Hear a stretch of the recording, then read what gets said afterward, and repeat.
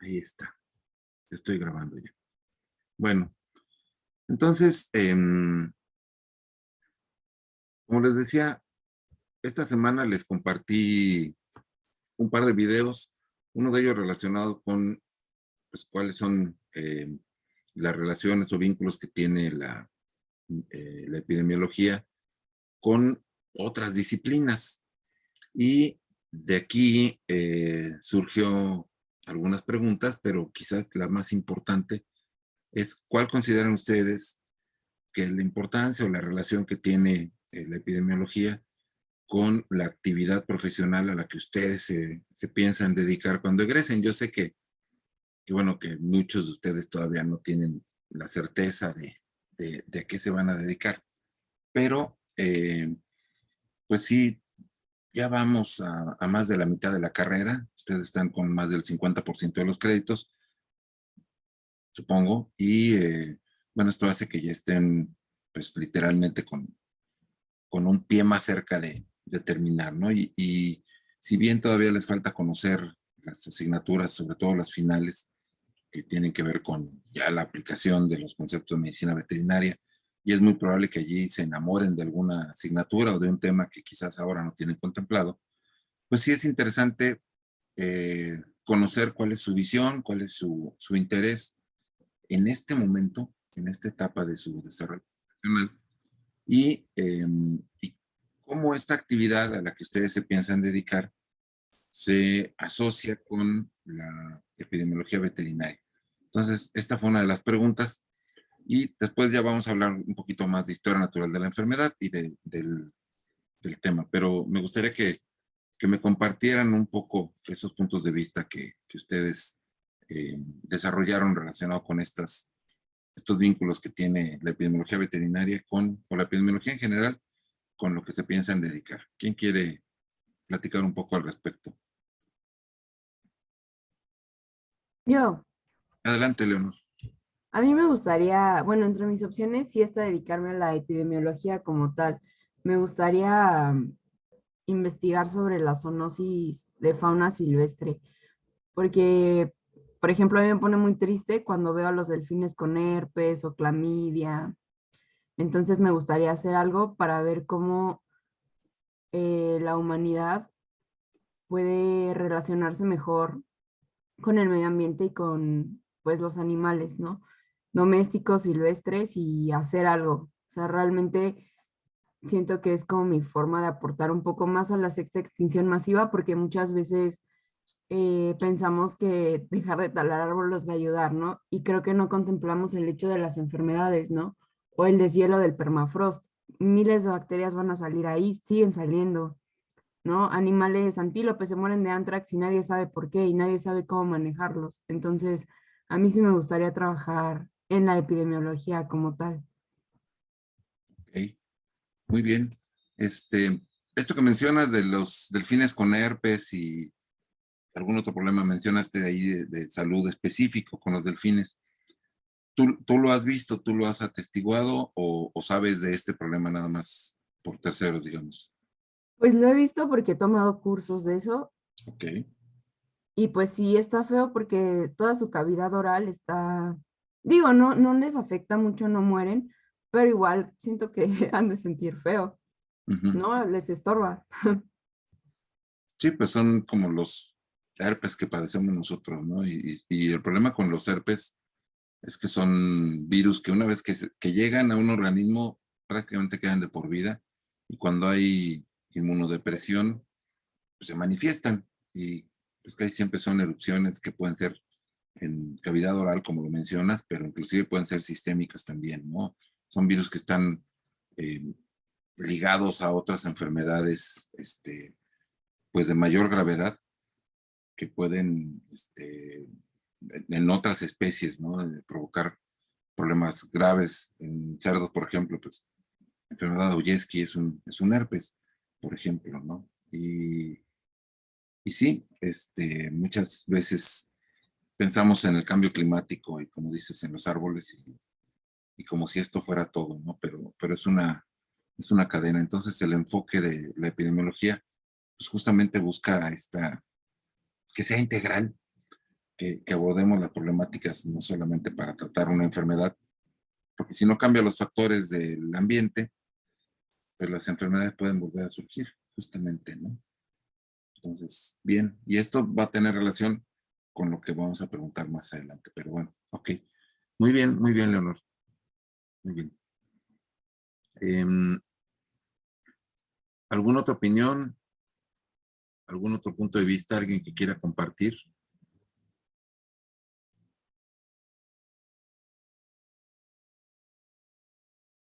Yo, doctor. Adelante, Tania. Bueno, en lo personal igual sigo flotando entre varias cosas en las que me gustaría especializarme, Ajá. pero una que me llama la atención es medicina y zootecnia de bovinos. Y a mí en lo que pienso que sería un punto focal en lo que se aplica a la epidemiología es que son sistemas de producción muy grandes para los cuales normalmente se da la destrucción de ecosistemas para el establecimiento de estos sistemas de producción. Y algo que a mí me interesa mucho es ver cómo esto tiene consecuencias en el ambiente y qué agentes que potencialmente infecciosos que viven en ese agente pueden pasar de la fauna local a los bovinos y así sucede en varios sistemas de producción. Entonces, también aquí nos serviría la epidemiología para establecer tal vez sistemas de producción que no hagan tanto esto y así evitar posibles zoonosis y la diseminación de más enfermedades hacia más potenciales hospedadores. Efectivamente, muy bien. Sí, cada vez se cuestiona más el sistema de producción, el modelo que utilizamos todavía en la mayor parte del mundo para producir alimentos a partir de la producción animal. Y pues justamente uno de quienes acusan más de afectar al ambiente, pues es la producción de bovinos, porque se dice que tienen un impacto con respecto al ambiente a partir de la producción de metano, ¿no? Entonces, sí, este es un tema, digamos que es muy de mucha actualidad y la producción tiene que empezar a ser sostenible. Se habla de sustentabilidad o sostenibilidad. Hay diferencias sutiles en ambos conceptos, pero la idea es que pues no se afecta al entorno y parte de esta afectación del entorno también implica, como lo mencionas, que el entorno puede afectar también a las especies productivas, ¿no? Es decir, puede haber interacciones en donde pues estas especies adquieran enfermedades del ambiente y pues también la producción animal en sí tiene un impacto hacia, hacia el entorno. Y sí, la epidemiología trata de abordar esta problemática para comprenderla y después, pues para mitigar riesgos en ambos sentidos, ¿no? Hacia el ambiente y del ambiente hacia la producción animal. Bien, muy bien, Tania. Eh, ¿Alguien más? ¿Algún otro comentario de parte de ustedes? ¿Alguien quiera compartir?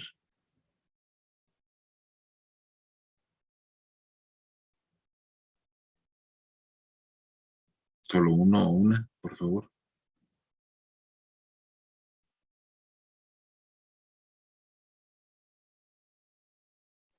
Yo, Sí, adelante, Sinaí.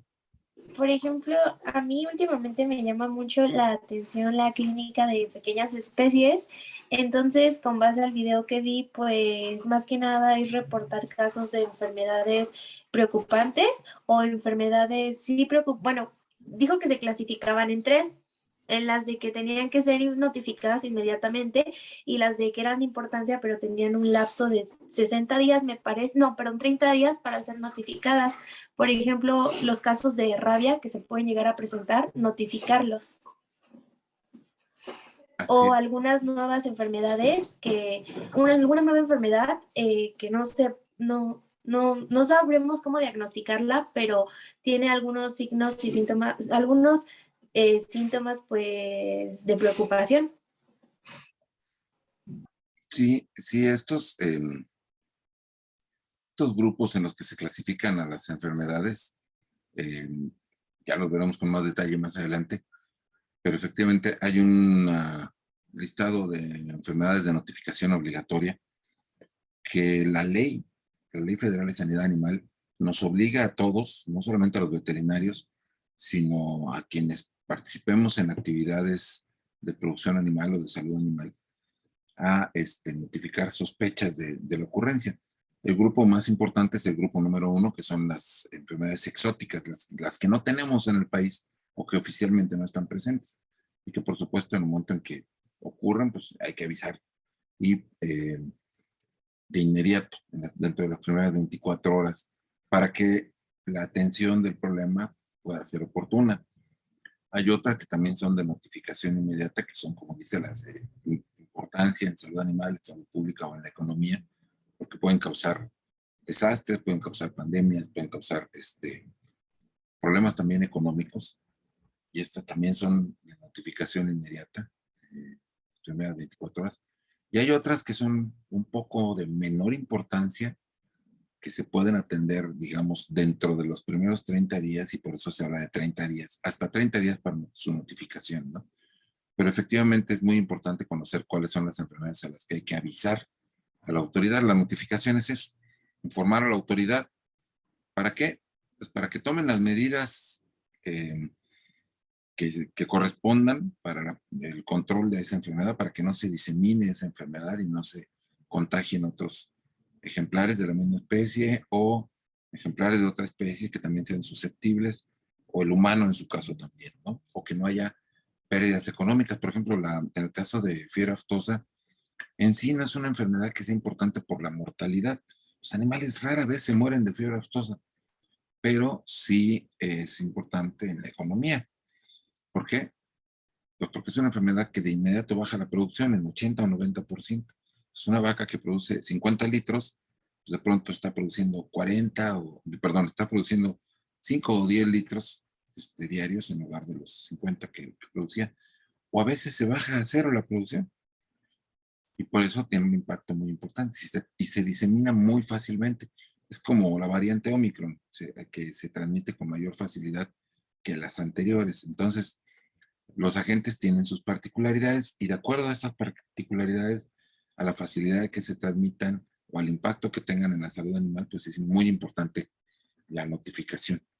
Entonces, en pequeñas especies, afortunadamente son menos las enfermedades de notificación obligatoria, pero las pocas que hay son muy importantes, como lo mencionas en el caso de rabia, porque pues es una de las zoonosis de mayor impacto, ¿no? Aquel que se infecta y que no se atiende, muy probablemente muera. Entonces, si desarrolla la enfermedad, va a morir. Ya no hay nada que hacer ahí, ¿no? Entonces, sí es por eso que hay estas enfermedades que tienen una importancia mayor que otras. Muy bien, Sinaí. Muchas gracias.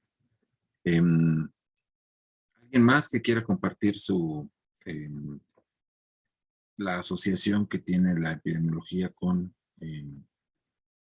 a lo que a lo que se quieren dedicar?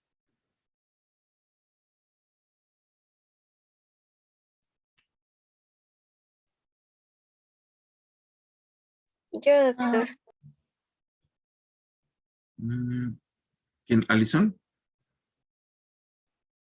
Sí, Sí. bueno, Adelante, adelante. yo me quiero dedicar a fauna silvestre, aún no sé exactamente a qué área, si a conservación o rehabilitación, o simplemente a tener una clínica de fauna.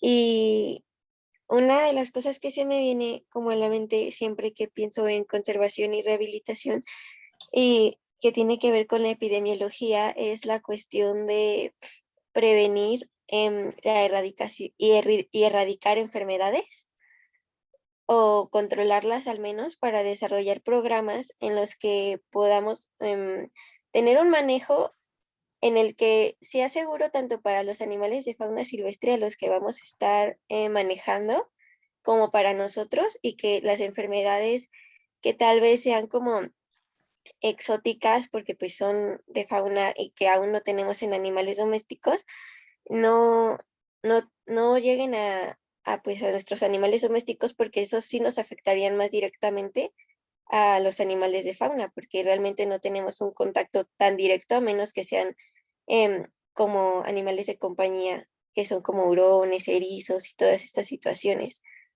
Pero bueno, yo le veo más relación con esta cuestión. Sí, sí, efectivamente. Un tema, tú hablaste de la conservación y mencionaste otro concepto después de conservación, que era Rehabilitación. rehabilitación, ok. Y se habla también de aprovechamiento, que es una de las acciones que tenemos o campos de trabajo que tenemos más importantes como médicos veterinarios, porque pues, sí, que va ligado a la conservación. Porque si queremos pues que se conserven zonas donde hay especies en peligro de extinción, animales de fauna silvestre, pues muchas veces también, bueno, tenemos que entender que en estos lugares pues viven personas, porque ya prácticamente todo el planeta está poblado, ¿no? Y entonces, si estas personas no encuentran una actividad productiva, redituable, de la cual vivir, que tiene que ver con la sostenibilidad de la que hablábamos hace rato, o sea, para que no tengan que transformar una selva o un bosque en un potrero donde estén vacas pastando, pues lo mejor sería que mantuvieran ese bosque o esa selva o ese desierto, inclusive, o sea, el ecosistema natural, y que no lo transformaran, sino que lo aprovecharan, pero manteniendo un equilibrio. Y ahí es donde intervenimos, porque el aprovechamiento, insisto, tiene que ir ligado con la conservación para saber cuánto podemos ir tomando de ese entorno sin provocar un desequilibrio más serio, cómo promover la reproducción de una especie en particular que sea de nuestro interés para que se pueda transformar en un animal que se pueda comercializar, que tenga una procedencia legal, que esto esté aprobado por Semarnat, por Profepa, por todas las instituciones de conservación y que se dedican al medio ambiente, en donde trabajan, por cierto, muchos colegas veterinarios. Entonces, aquí es muy importante trabajar de la mano con los biólogos para que nos integremos en equipos en donde justamente se pueda hacer esto de una manera eh, productiva, de una manera redituable, pero sin dañar al entorno. Y si ya los animales fueron extraídos, como lo mencionas en el caso de especies que son utilizadas ya como animales de compañía, como los hurones o como los erizos, bueno, ¿qué se tiene que hacer con estos animales? Y aquí hay que aprender también cuestiones clínicas, cuáles son sus constantes fisiológicas, de qué se enferman, cómo los podemos desparasitar, cómo los podemos tratar, cómo podemos vacunarlos, qué medidas vamos a tener de prevención para su salud y de protección también para los propietarios y qué manejo van a requerir para no infectarse, etcétera, ¿no? Entonces, todos estos temas son, claro, muy, muy importantes y está ligado con lo que vamos a platicar ahora enseguida, que es justamente la historia natural de la enfermedad, porque muchos de los problemas de salud se encuentran dentro de algo que conocemos como periodo prepatogénico o la teoría epidemiológica, y nosotros debemos de mantener la teoría epidemiológica ahí en esa etapa, en el periodo prepatogénico, antes de que se presenten las enfermedades, a través de una serie de acciones que vamos a poder llevar a cabo. Y esto lo debemos de saber nosotros. Es mucho mejor prevenir que tratar, operar o intervenir clínicamente en especies animales para las que a lo mejor no existen ni siquiera eh, protocolos para anestesia o para abordaje quirúrgico, etcétera, ¿no? Entonces, pues antes de tener que llegar a esos extremos, tenemos que pensar en cómo hacer para prevenir las enfermedades, ¿no? Pero esto implica que conozcamos cuál es pues las necesidades básicas de estas especies animales. Bien, muy bien, muchas gracias. Muchas gracias por tu aportación, por tu punto de vista. ¿Alguien más que quiera tratar este punto? ¿Tienen dudas de este ejercicio que se dejó y de este tema? ¿O algo más que quisieran comentar?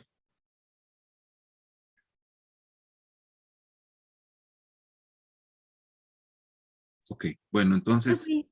sí, Ay, sí, perdón. adelante. Adelante, Leonor, sí. Doctor, y por ejemplo, ahorita me surgió esta duda en donde intervenimos. Las cuestiones de rifle sanitario, como lo que hablábamos en, no me acuerdo qué clase, cuando estábamos explicando lo de la fiebre aftosa y eso. Ujú. em, ¿Quién lo decide? ¿Hay como un consenso o es una sola persona? Depende de varias secretarías aquí en bueno, en el país en el que vivimos. Bueno, ¿quién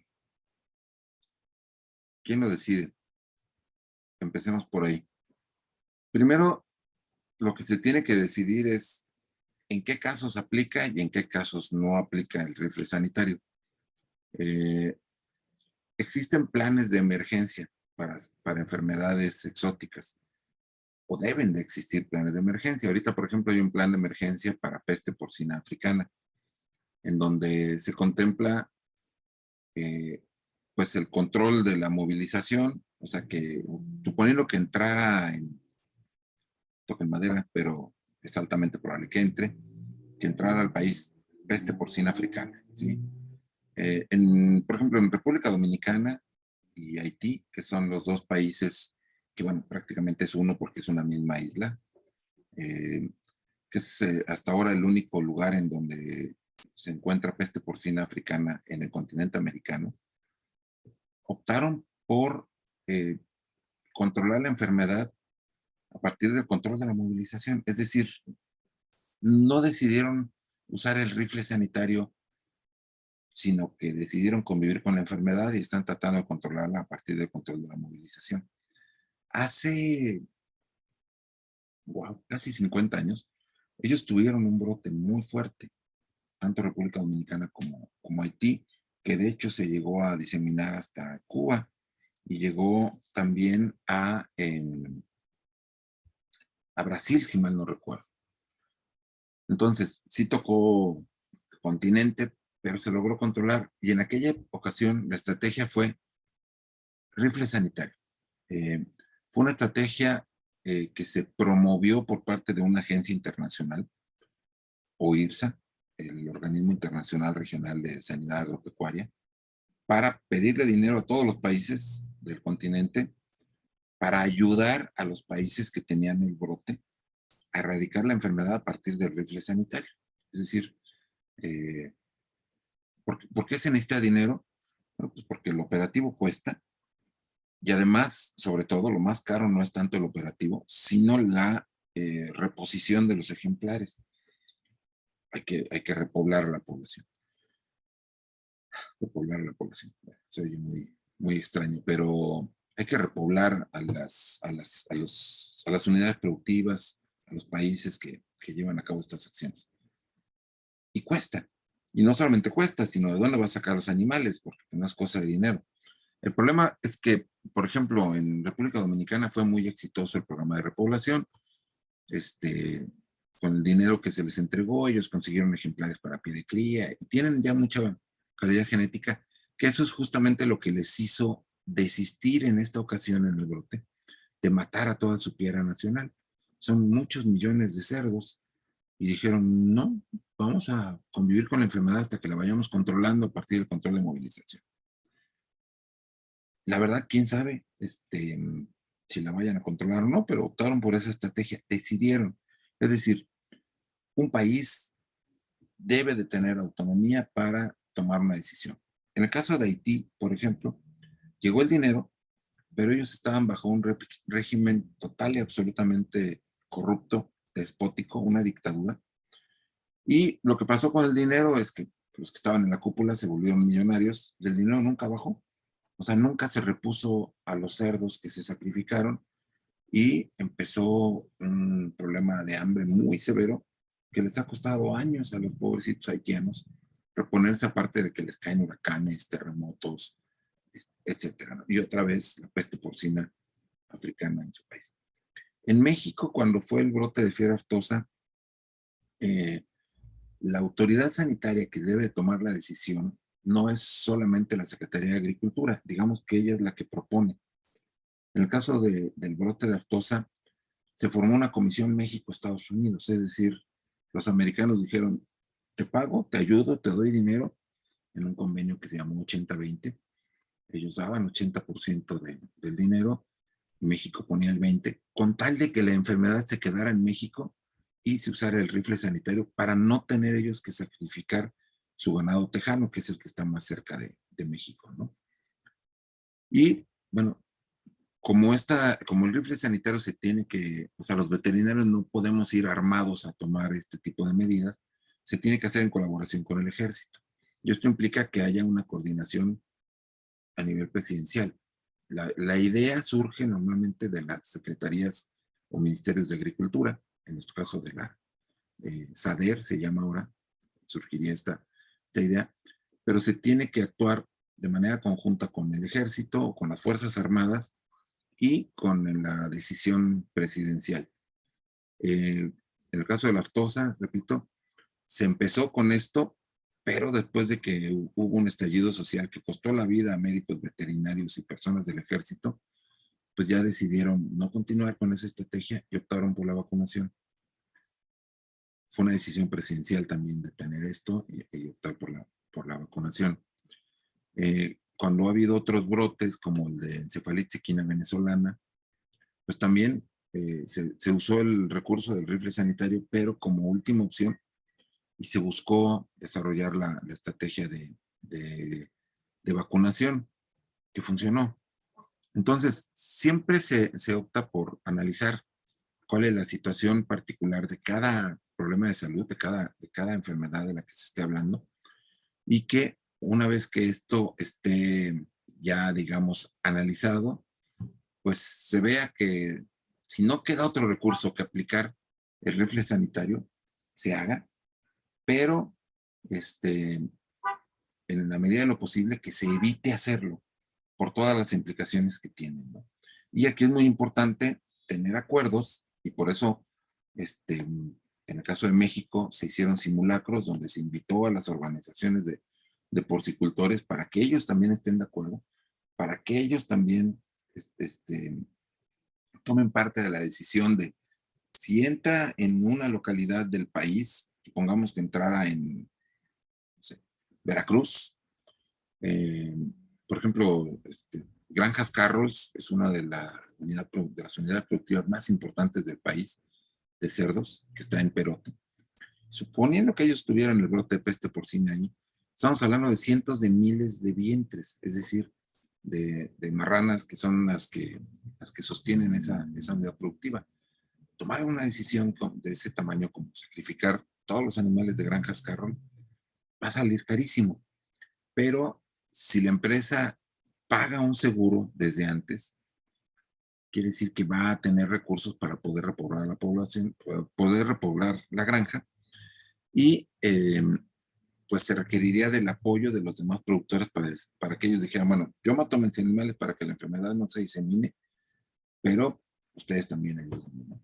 Pero no se pierden solamente los ejemplares que se matan en ese momento, sino toda la calidad genética con la que se ha trabajado durante años para que estas empresas sean productivas. Es decir, no es de, a ver a cómo está el kilo de marrano, ¿no? Pues 40 pesos en pie, órale. Pues a ver, tráiganse tantos para reponer. No, porque aparte, una vez que hace la matanza o el sacrificio, hay que deshacerse de esos animales en alguna parte, lo cual tiene un impacto. Si los quemas, contaminas el ambiente. Si los entierras, contaminas también el ambiente, el subsuelo, los montes freáticos. Entonces hay que hacer algo con ellos. Y si se mandan a consumo, muchas veces la carne puede ser un factor de diseminación de la enfermedad. Entonces hay que tomar decisiones muy claras, basadas en criterios técnicos científicos. OIE, Organización Mundial de la Salud Animal, o como decíamos por sus siglas, conocida como OIE, establece también protocolos que ayudan a la toma de decisiones para que los países, sobre todo que son socios comerciales, pues cooperen entre ellos, porque esto, insisto, cuesta, ¿no? Entonces, la decisión, afortunadamente, no es tomada por una sola persona. Sería una responsabilidad terrible. Finalmente, alguien firma un decreto, y los decretos casi siempre los firma el presidente. Todos los decretos de cualquier cosa, ¿no? Pero, por supuesto, van con el consenso, o deben de ir con el consenso del área del gobierno que está relacionada, en este caso agricultura, y si se va a aplicar el rifle sanitario, insisto, tienen que participar también las Fuerzas Armadas, entonces, y los productores, todo el mundo trabajando de manera coordinada. Hacerlo de otra forma es condenar al fracaso una medida de este tipo, ¿no? Y es una medida que, pues a veces se tiene que tomar, pero sí hay que pensarlo muy, muy bien cuáles son las consecuencias económicas de producción a corto, mediano y largo plazo. No sé si te respondí, Leonor, o no. Sí, está muy interesante. Justo el otro día me metí a la OIE y está lo de la influenza aviar y lo de la peste porcina, pero no sabía lo que usted mencionó de Haití. Muchas gracias. Por nada. Sí, son temas apasionantes, la verdad, ¿no? Porque todo esto es lo que uno justamente tiene que proyectar en términos de elaboración de modelos epidemiológicos para decir, puede pasar esto, esto, esto, esto, y se puede salir de control por completo, ¿no? ¿Qué podemos hacer? Actuar antes. Y con esto lo uso de puente para el siguiente tema, que es historia natural de la enfermedad.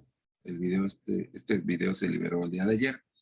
Es el tema, digamos, propiamente dicho de hoy, para entregar la tarea el lunes. Algunos ya empezaron a entregarlo.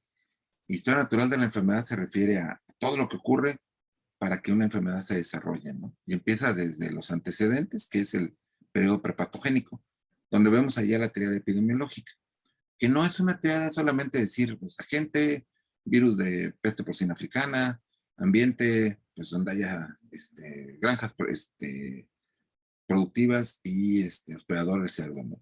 Sino como que hay que buscar un poquito más, bueno, qué cerdos, quiénes son los que se enferman, en qué condiciones, es más en traspatio que en unidades productivas intensivas, sí, no, por qué. O sea, tratar de entender realmente cuál es la dinámica que ocurre para que la enfermedad se presente, tal como lo estamos viendo en este momento con COVID-19, porque pues unos se han enfermado, pero otros no nos hemos enfermado. En los 2 años que llevamos ya de pandemia, yo no me he enfermado, sigo siendo negativo, etcétera, ¿no? Pero hay gente que sí, y gente cercana a mí se ha enfermado y yo no. ¿Por qué unos sí y por qué otros no? Ok, no podemos tomar una serie de medidas precautorias, nos cuidamos, mantenemos sana distancia, usamos el cubrebocas, en fin, pero también se ha identificado que existen factores de resistencia. No quiero decir que yo los tenga, pero hay gente que se expone y no se enferma. Y entonces también en las especies animales, en los brotes, no todos los animales se enferman igual.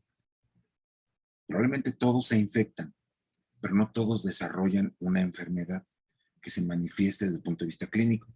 Y dentro de los que se manifiestan, digamos, esta enfermedad clínicamente, unos la manifiestan con mayor gravedad que otros. Es decir, en algunos casos, en algunas enfermedades, puede terminar la enfermedad en la muerte, pero en otros casos, pues no, simplemente se quedan como portadores asintomáticos o ni siquiera, ¿no? A veces ni siquiera se infectan y no quedan como portadores. Entonces, ¿qué es lo que hace que haya estas diferentes respuestas, digamos, ante un mismo fenómeno? Eso es lo que tenemos que estudiar en la teoría epidemiológica.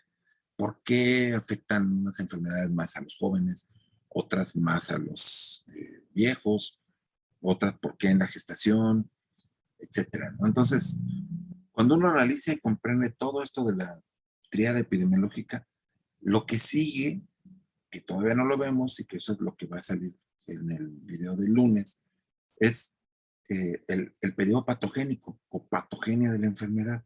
Es decir, ya, ¿qué es lo que hace que la enfermedad inicie? ¿Sí? ¿Qué es lo que hizo que Romeo y Julieta se enamoraran?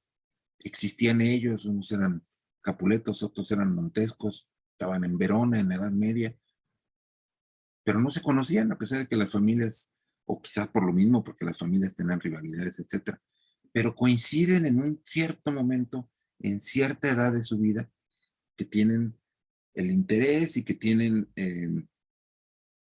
la motivación, se encuentran y se enamoran perdidamente hasta, bueno, la tragedia que ocurre, ¿no? Pero ¿por qué entre ellos y por qué no con otra persona? ¿Qué es lo que hace que haya este clic con unos y no lo haya con otros? Pues lo mismo pasa con las enfermedades, exactamente igual. Hay algo, hay un factor desencadenante, hay un estímulo que dependiendo de la enfermedad, tenemos que saber exactamente cómo es la transmisión, ¿sí? Es decir, cómo se infecta un individuo. En el SIDA ya se demostró que un beso no transmite el SIDA, pero un contacto sexual sí la puede transmitir, sí puede transmitir el SIDA, pero no cualquier tipo de contacto sexual, sino aquel en donde haya habido presencia de sangre. Entonces, hay ciertas condiciones que son las que favorecen, pero no solamente por contacto sexual, también por transfusiones, porque la sangre está involucrada, o por el uso de jeringas contaminadas, por ejemplo, ¿no? Entonces, cuando uno conoce exactamente cómo ocurre la transmisión de una enfermedad, ¿qué es lo que sigue? Pues sabemos cómo podemos evitarla. No quiere decir que al saberlo lo vamos a poder evitar necesariamente, porque esto no es así, ¿no? Pues la transmisión es por consumo de ese alimento. Pues no comas el alimento. Pero ¿qué tal si es lo único que hay? Pues entonces, bueno, sí cómelo, pero inactiva a la gente. ¿Cómo? Pues a lo mejor pasteurizándolo, cociéndolo, asándolo, qué sé yo.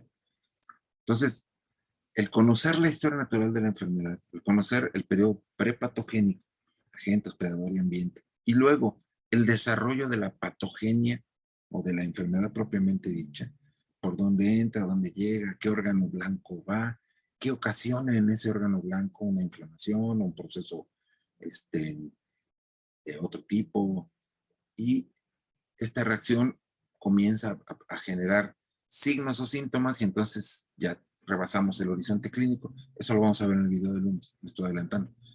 Pero por lo pronto, en esta parte, lo que yo quiero, lo que yo les pedí en el estudio de la triada epidemiológica, es que ustedes escogieran una enfermedad, la que quieran, es lo que tienen que entregar el lunes. ¿Qué enfermedad? No me interesa cuál. Ustedes escojan una enfermedad de un tema que les apasione. Si les gustan los caballos, pues a lo mejor anemia infecciosa equina, o si les gustan los borregos, quizás brucelosis en borregos, o si les gustan los conejos, pues alguna parasitosis en los conejos, o si les gustan las abejas, qué sé yo, varroa, ¿no? Para abejas, en fin. Piensen en su especie animal favorita y algún problema de salud que le afecte a esa especie animal en particular. ¿Para qué? Pues para que una vez que tengan ustedes eso, decidan cómo abordarían esa enfermedad. Lo ideal es que ustedes encontraran esa enfermedad, que supieran desde ahora que van a desarrollar este tema y que este fuera el tema con el que trabajaban para su trabajo final. Pero no es obligatorio. Si esto no ocurre por cualquier razón, si escogen ahorita una enfermedad y finalmente acaban trabajando otra, está bien, no pasa nada. ¿Sí? Pero porque este ejercicio es básicamente lo que van a empezar a hacer para el trabajo final. No importa, pueden hacer una triada, 2, 3, 4, 5, hasta que vayan encontrando. El chiste aquí es practicar la metodología. Es decir, cómo vamos a desglosar a la enfermedad para tratar de comprenderla. Porque esto de las triadas epidemiológicas realmente ocurre en la cabeza de los seres humanos. No es en la vida real, no es que necesariamente estén los factores separados, ¿no? Sino que son interacciones que nosotros tratamos de ir analizando una por una para tratar de entenderlas. Mariana, adelante. Doc, una pregunta. Entonces, por ejemplo, para la tarea en la parte donde tenemos que desarrollar una triada epidemiológica, entonces, bueno, yo sé que en el caso del hospedero, pues abarca como la inmunidad, la resistencia, la genética. Entonces, tendríamos que poner nosotros, por ejemplo, esa enfermedad, ¿por qué o cuál es la susceptibilidad de esa enfermedad para que se presente? Exactamente, exactamente. Si la hay, ¿sí? Porque hay enfermedades, hay agentes de enfermedad que le pegan parejo a un individuo, ¿sí? Y aquí lo que yo quisiera es que analizaran Si son factores que tienen que ver con lo que tú mencionas, o sea, con inmunidad, resistencia, con factores naturales, dijéramos, ¿no? O si son factores que están asociados a la actividad del hospedador, a lo que hace, a los riesgos que toma como parte de su fin técnico o de su ocupación, etcétera. Por ejemplo, en el caso de brucelosis, algunos estudios hace muchos años llegaban a la conclusión de que las mujeres tenían un riesgo mayor de enfermar de brucelosis que los hombres. Y si uno analiza las estadísticas, es cierto, sí, hay mayor proporción de mujeres afectadas de brucelosis. Podría uno interpretar así a priori que se trata de lo que mencionaste, Mariana, es decir, pues de susceptibilidad, de que las mujeres tienen quizás el sistema inmune diferente al de los hombres y por eso se enferman más, etcétera. Y resulta que no es así. Resulta que está más bien que brucelosis es una enfermedad que se asocia a ciertas actividades como el cuidado de los animales o la preparación de los alimentos, que en las comunidades rurales en donde existe brucelosis, en borregos, por ejemplo, normalmente quienes se encargan de atender a los rebaños son mujeres. Normalmente quienes preparan los alimentos son mujeres. Entonces estamos viendo aquí que hay una asociación con actividades en las que por tradición existen roles de género. Pero quiere decir que si un hombre hace exactamente lo mismo, es decir, atiende a los animales, prepara los alimentos, va a tener el mismo riesgo que las mujeres. Entonces, no es un riesgo que esté asociado a las mujeres por sus condiciones de inmunidad o de resistencia o de susceptibilidad, sino que es un riesgo que está asociado a las mujeres por las actividades que habitualmente llevan a cabo en ese tipo de comunidades. Si los roles de género se rompen, si no aplican, si no son las mujeres las que se dedican a estas actividades, entonces el riesgo es hacia quien se dedique a llevar a cabo estas actividades. ¿Sí me explico? Parece una diferencia sutil, pero no es una diferencia tan sutil. Y regresando a COVID, yo me he mantenido libre de infectarme por factores genéticos de resistencia o de poca susceptibilidad, o gracias a mi actividad laboral, que es ser docente y que he podido seguirla llevando a cabo en casa durante estos 2 años, no me he expuesto como otras personas que sí se han tenido que exponer simplemente viajando en el transporte público o llegando a trabajar y convivir con muchas otras personas y que por eso se han enfermado. Entonces, son dos cosas que a veces sin querer mezclamos, pero que son diferentes y que aquí lo importante es que ojalá las pudiéramos llegar a analizar. Sí, Mariana. Y entonces, Doc, porque muchas veces cuando se expone a una enfermedad, por ejemplo, en mi casa, una de mis primas tuvo COVID y estuvo conviviendo con nosotros, pero nadie alrededor salió contagiado. Entonces, ¿a qué se debe esa susceptibilidad, por decirlo así, a contraer el virus o cualquier enfermedad? ¿Cómo saben que no salieron contagiados? Bueno, una, pues no tuvimos síntomas. Dos, la única que tuvo síntomas fue mi abuelita. Y pues ahora sí que nos mandaron a hacer prueba COVID a todos, entonces salió negativa. Ok. No es que me interese particularmente lo que pasa en tu familia, pero creo que nos puede servir de ejemplo si quieres compartirlo. A partir de que se infectó tu prima, dices, y manifestó signos, ¿cuánto tiempo pasó para que tu abuelita se manifestara los signos? Como 3, 4 días más o menos. 3, 4 días. ¿Y cuánto tiempo transcurrió para que ustedes todos los demás se hicieran pruebas para saber si estaban positivos o no? Pues fueron como 4 días en lo que se manifestó la enfermedad, como en el 6.º día más o menos. Ok. ¿Y qué pruebas hicieron? La de PCR. PCR, ok. Bueno, PCR es una prueba que sí es bastante efectiva, o sea, sí te dice normalmente si estás infectado. Puede haber, en todas las pruebas puede haber falsos negativos, es decir, puede que sí estés infectada, pero que todavía no se manifieste la respuesta. Como es PCR, no es una respuesta inmune, o sea, no está asociada a la producción de anticuerpos, sino está asociada a la presencia o no de partículas del agente. O sea, ¿está el virus o no está? ¿No? Uno puede estar infectado, pero más o menos el 80% de las personas infectadas no manifiestan signos de ningún tipo, ¿sí? De ninguno, ni los más leves. El 20% que sí manifiesta signos, pues hay otra vez un gradiente, ¿no? Hay unos desde que tienen signos leves, como un poco de tos, quizás cierto malestar, dolor de cabeza, etcétera, hasta los que tienen signos mucho más graves y que pues inclusive pueden llegarlos a llevar a la muerte. Que esto por fortuna cada vez es menos frecuente. Es menos frecuente porque los virus que están actualmente parecen ser menos virulentos que los que estaban circulando hace 2 años. Las variantes, Omicron es una variante, parece, mucho menos severa que las anteriores, lo sabemos. Pero, bueno, y por otro lado también, pero los médicos ya le saben, porque antes estaban así como que, ¿y ahora qué hacemos, no? ¿Por qué? Porque era una enfermedad nueva. Ahora ya no es nueva, ahora ya hay experiencia, ya hay protocolos, ya se sabe qué tomar, ya se sabe qué hacer, etcétera, ¿no?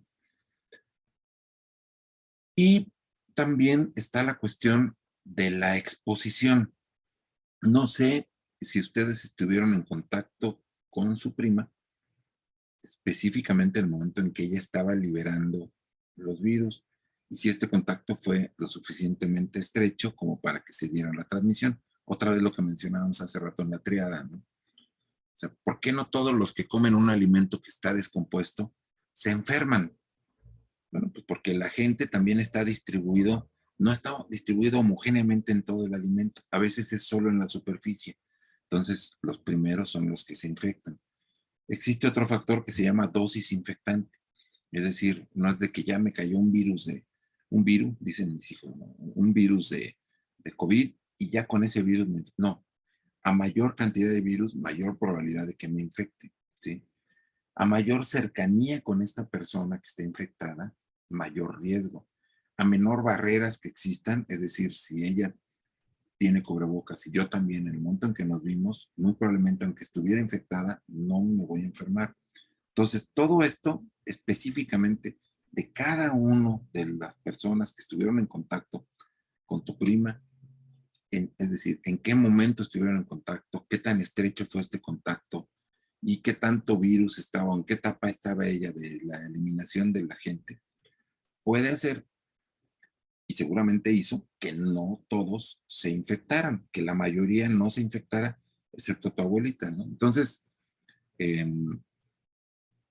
y además a esto se le agrega la cuestión, ahora sí, de susceptibilidad y de resistencia.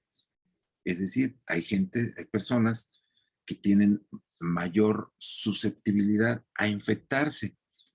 Y dentro de los que se infectan, hay personas que tienen mayor susceptibilidad a padecer esta infección en forma grave.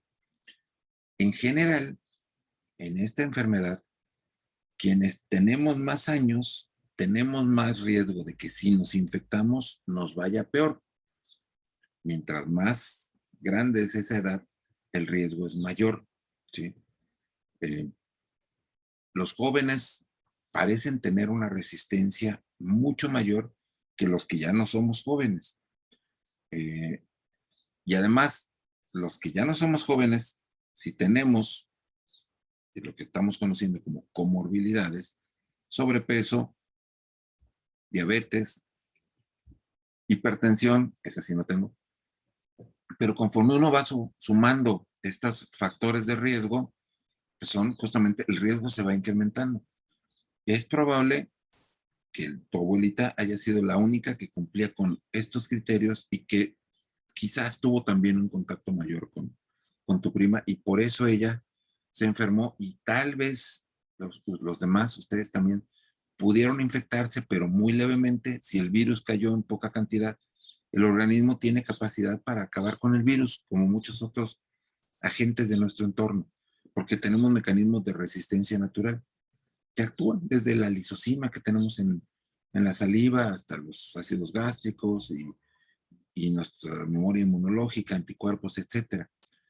Habría dependido también de si ya tenían o no tenían algún tipo de vacuna o de vacunas para otras enfermedades, porque a veces esas pueden llegar a actuar. Entonces, hay una multiplicidad de factores que hace que no todos nos enfermemos igual. Que eso es un poquito lo que queremos analizar en esta teoría epidemiológica. Es decir, afecta a humanos, afecta a cerdos, afecta a perros, a quienes afecta, pero porque unos son más resistentes que otros. En el caso de rabia, el humano es en general bastante resistente al virus rábico, de forma natural. Por eso necesitamos que el perro realmente nos muerda y deje ahí, que esté liberando el virus en ese momento para que se desarrolle la enfermedad. Pero si no lo hacemos así, si no ocurre de esa manera, el riesgo de que enfermemos por rabia es bajo en general, ¿sí? A pesar de que nos enfrentemos al perro rabioso. Pero si nos muerde, y también depende de dónde nos muerda. Si nos muerde en las manos o en la cara, el riesgo es mucho más alto porque hay una mayor cantidad de inervación. El virus rápidamente puede entrar al sistema nervioso y de ahí irse al sistema nervioso central. Y una vez que está en el sistema nervioso central, ya no hay nada que hacer, ¿sí? Pero si nos muerde en una zona donde hay poca inervación, por eso dicen, si te va a morder un perro rabioso, que sea en el trasero, hay poca inervación, por eso tenemos menos sensibilidad, por eso toleramos nalgadas, pero no manazos en la mano. Eso hace que el riesgo disminuya porque le va a costar más trabajo al virus llegar a una zona inervada porque hay menos nervios en esa zona, ¿no? Entonces, todo eso cuenta.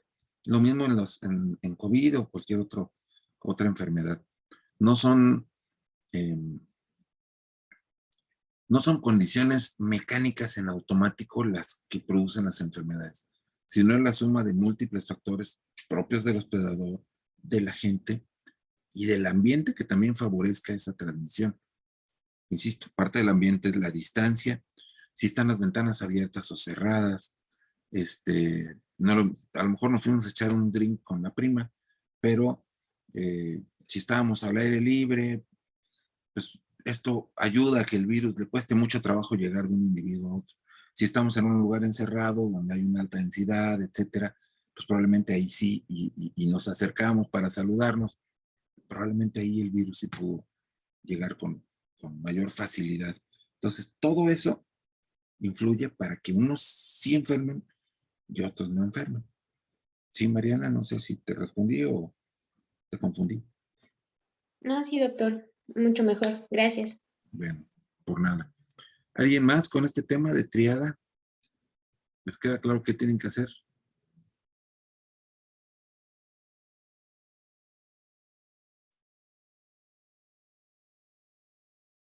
Cri, cri. Sí, doctor. Bien, Mariana. Ya quedó claro. Tania también. Sí, doctor. Adamari. Sinaí. Jessica, sí. Ok. Bueno, les comenté también, bueno, no les comenté, les compartí información de un evento que va a haber, es en línea, hay que registrarse, pero no hay que pagar nada, es un evento libre que organiza la, ¿cómo se llama? CNG, ¿cuál es la C? Cámara, Coordinación, Confederación General Ganadera, Confederación Nacional Ganadera. Y junto con la Secretaría de Agricultura, la SADER, en conmemoración del, ¿cómo se llama? Mejor lo veo y se los comparto.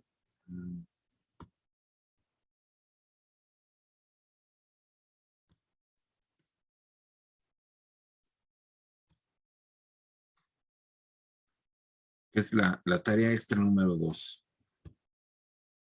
Aquí está.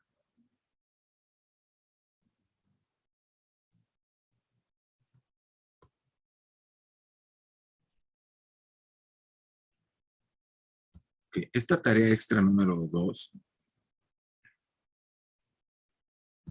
Aquí está. Es básicamente una conferencia magistral, el Día del Ganadero, eso es lo que se conmemora el 4 de marzo, es decir, dentro de 8 días. Es dentro del horario de clase, entonces, en teoría, pues no tendrían que tener problema. ¿Sí le están viendo la imagen del cartel de difusión? Okay. Sí, doctor. Bueno, se llama Retos y Oportunidades para la Ganadería Bovina en materia de sostenibilidad, que tiene que ver un poco con los temas que estábamos platicando al principio, ¿no? Producción ganadera sostenible. Y lo imparte nuestro colega y amigo el doctor Everardo González Padilla, que es profesor de la facultad con muchísima experiencia. Él fue ya director de INIFAP y fue coordinador general de ganadería y ha tenido muchísimos cargos de importancia nacional. Y entonces lo invita a la CNOG, bueno, ahora es CNG, junto con la Secretaría de Agricultura, a dar la conferencia magistral del evento conmemorativo del Día Nacional de la Ganadería. Y entonces, perdón, estoy dando acceso a 2 personas, ya. Entonces, hay un link, yo se los compartí también, y lo que les recomiendo es que desde ya se registren, porque luego se llenan, y una vez registrándose, pues yo no sé si van a entregar o no una constancia, pero realmente lo que a mí me interesa es que escuchen la presentación del doctor González Padilla. Normalmente es muy buen conferencista, tiene muchísima experiencia y pues yo espero que mencione algunos de los elementos que parecería que no están directamente relacionados con nuestros temas, pero que nos caen, como dicen por ahí, como anillo al dedo, porque justamente cuando nosotros hablábamos de la tríada epidemiológica, pues uno de los elementos más importantes y de los que a veces nos olvidamos es el ambiente. Ese ambiente que tiene que ver con justamente cómo vamos a producir, ¿no? En qué términos se produce. Entonces, sí me interesa que la escuchen, pero pues no lo puedo obligar a asistir, a conectarse, entonces por eso los invito y por eso es una tarea extra, ¿no? El que participe, el 4 tiene un examen a esa hora, a las 11, porque dura 1 hora más o menos, no creo que dure más, porque a las 12 comienza un evento ya de político, digamos, ¿no? Entonces, en esa hora, con esa hora que participen, si durara más, pues ya se salen si tienen otro compromiso, ¿no? Pero me gustó porque es en el horario de clase, al menos para este grupo. Y pues ojalá puedan escucharla. Y si la escuchan, no sé si va a quedar grabada y puesta en alguna plataforma, tal vez, pero sí preferiría que la escucharan en vivo. Me gustaría más por aquello de que no la pongan porque luego no las comparten sino hasta mucho tiempo después, o no la graban, o la graban y no la difunden. Entonces, hay que aprovechar al doctor González Padilla, tiene, insisto, muchísima experiencia, y creo que este tema del ambiente es muy importante, ¿no? Sobre todo porque a ustedes les va a tocar ya buscar la forma de producir, de obtener alimentos de manera sostenible. Entonces, pues hay que irse familiarizando con el concepto y qué significa esto de la sostenibilidad, ¿no? Prefieren sostenible que sustentable. Dicen que sustentable es cuando tienes los argumentos para que algo esté bien y que sostenible es que desde el punto de vista social, económico, productivo y de ambiente, pues no se dañe el entorno, ¿no? Como le quieran decir, lo importante es que el concepto es ese último que acabo de decir. Entonces, bueno, los invito a que vean esta conferencia del doctor González Padilla y pues no sé si hay entonces más preguntas relacionadas con actividad epidemiológica, que es parte de la historia natural de la enfermedad. Mariana, adelante. Bueno, yo tengo una duda, Doc. En cuanto a la pregunta de la tarea donde especifica, me parece que es la 4, que dice menciona al menos 3 características y tipos de agentes. Bueno, ahí en el video trata como agentes infecciosos, por ejemplo, metazoarios, protozoarios y bacterias. ¿A eso se refiere con características? Bueno, características, bueno, el tipo de agentes son justamente lo que acabas de decir, ¿no? Virus, bacterias, hongos, protozoarios, lo que sea, ¿no? Nematodos, estos, eso es tipo de agente. Y características, pudiera ser, si son bacterias, pues gram positivos, gram negativos, si son virus, eh, tipos de virus, ADN virus, ARN virus, si son parásitos, pues a lo mejor intracelulares o no sé, dar características, algo que describa a la gente en general. O sea, un poquito lo que quiero es que estemos de acuerdo de que estemos hablando de agentes. Evidentemente hay agentes físicos, químicos y biológicos que se puede hacer también una clasificación y pueden mencionarlo de esa manera. Y si fuera así, entonces al hablar de sus características normalmente nos enfocamos en algunas de estas que te sirven ya sea para clasificarlos desde el punto de vista de patogenicidad, aquellos que producen toxinas, por ejemplo, endotoxinas o exotoxinas, o que tienen una habilidad que les permite ser resistentes al ambiente y que, por ejemplo, desarrollan esporas o que tienen cápsula, no sé, cualquiera de estos factores que son parte de sus características, algo que los caracteriza, que tú puedas utilizar, ya sea, te digo, como mecanismo diagnóstico, como en el caso de los gram, o terapéutico, porque también los antibióticos son para gram positivos o negativos. En fin, algún criterio, el que ustedes decidan, pero que les ayude a clasificar y a identificar a los agentes patógenos como tales. ¿Sí, Mariana? Sí, Doc, gracias. Por nada. ¿Alguna otra pregunta? Doc, yo tengo una, pero es de la plática pasada. Sí, adelante. Bueno, es que nos quedaron de mandar la constancia según como de 7 días hábiles, pero no la han mandado, entonces no sé si sabe algo. Sí sé algo. Me la mandaron a mí ayer, la mía. Ah. Y hasta donde sé, habían tenido un problema con el registro de Conservet. No quiere decir que no se va a hacer, pero hubo algún problema. O sea, Conservet, les voy a mostrar lo que me mandaron para que vean a qué me refiero. ¿Qué significa esto?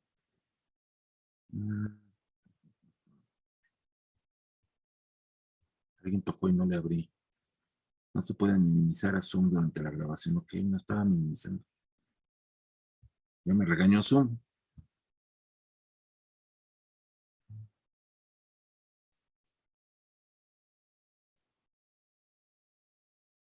Ahorita les muestro circunstancias.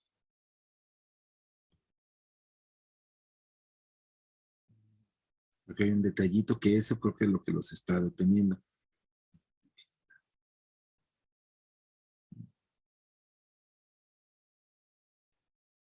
Y que en el momento en que lo reservan lo van a empezar a mandar, porque eso es lo que me explicaron en el mensaje. Estaban muy apenados. Perdón que no le hayamos mandado su constancia. No tenía prisa, ¿no? Pero si no me la habían mandado a mí, que normalmente al ponente es el primero que se la mandan, estoy seguro que pues esa es la razón por la cual no habían mandado también a los demás, ¿no? Ok, doctor, gracias. Pues, deja que comparto lo que dijo.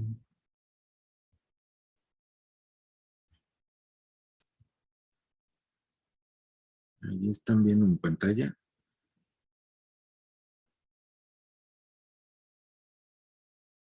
Ya. Sí, ¿verdad? Nada más que no están viendo la constancia, están viendo la ley de la infraestructura de la calidad, que no tiene nada que ver con esto. ¿Por qué salió esto? Ah, porque todavía no acaba de abrir la constancia. Bueno,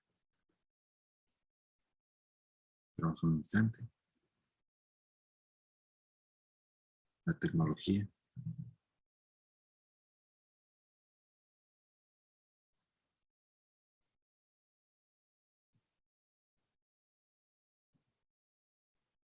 Ahí está.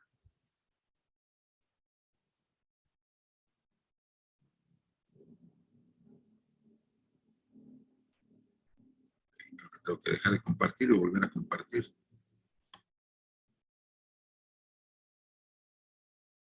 Sí, ahí está. Ahí está, pero no está.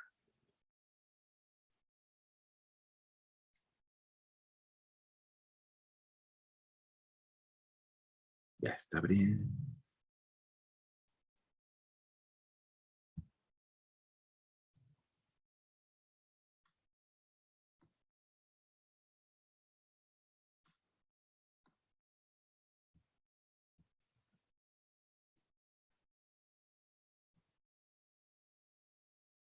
Bueno, ahí, no sé, ahí está. Sí la ven ya, ¿verdad? Sí. Ustedes van a recibir algo parecido, pero en lugar de ponente va a decir asistente. Y el reverso es lo que los estaba deteniendo. Que aquí aparece como página 2, pero que mi computadora se tardó nomás de llegar a ese. Aquí está.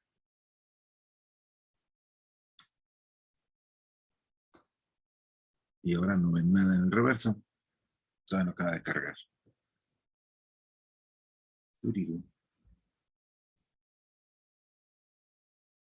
Ahí está. Bueno, aquí está el sello de Conservet. Para que esta constancia sea válida, al reverso debe tener esto. ¿Sí? Conservet, número de edificio y un código. Que si ustedes ponen su teléfono celular ahí, va a aparecer el curso, el evento. Y entonces, la constancia no tiene ninguna validez si no tiene eso. ¿Sí? Y eso es lo que estaban esperando ellos, recibir este código para poder repartir las constancias. ¿Sí se alcanzó a ver? Porque voy a dejar de compartir. Sí, doctor, muchas gracias. No, ¿de qué, Fer? Bueno, entonces, están muy apenados en CIR. Yo espero que el día de hoy estén mandándoles las constancias a todos los que las solicitaron. Y bueno, ¿alguna otra pregunta, comentario, duda de estos temas o de los... Tengo dudas sobre la hora de la tarea extra 2, porque en el link de inscripción dice que la hora de la tarea extra, porque en el link de inscripción dice que es a las 12. Sí, pero es a las 11.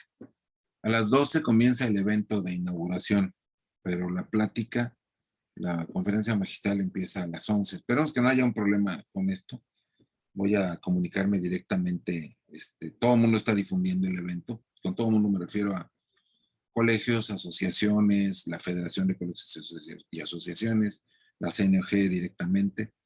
Entonces me voy a comunicar directamente con la CNOG para ver si hay algún lío con esto, porque dice a 1 hora y la conferencia empieza 1 hora antes. Y cualquier cosa se las hago saber a través de la plataforma. Si cambiara el registro, les pondría yo 1 hora, una nota diciéndoles que hay un cambio y que se tienen que registrar en esta otra, etc. El cartel tiene la misma dirección de enlace que yo les puse ahí. Entonces, debería funcionar, pero sí, no sé por qué pusieron a las 12 si la conferencia es previa al evento y es a las 11. Pero lo checo. ¿Sí, Jocelyn? Ok. ¿Alguna otra duda, comentario, pregunta de cualquier tipo?